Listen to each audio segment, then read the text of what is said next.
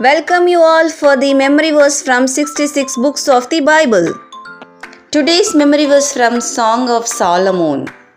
உன்னத பாட்டு 4ஆம் அதிகாரம் 12வது வசனம்.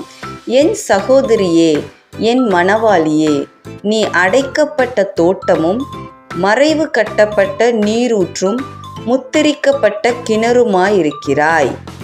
In English, Song of Solomon, chapter 4, verse 12. You are a garden locked up, my sister, my bride. You are a spring enclosed, a sealed fountain. So இப்போவே இந்த verse எல்லாரும் சேர்ந்து மெமரைஸ் பண்ணலாமா? உங்கள் வாழ்க்கையின் அடைக்கப்பட்ட வாசல்களை தேவன் இன்றைக்கு திறப்பார். ஆமேன். Share this with all your friends and let's all memorize God's word together. Have a blessed day. God bless you.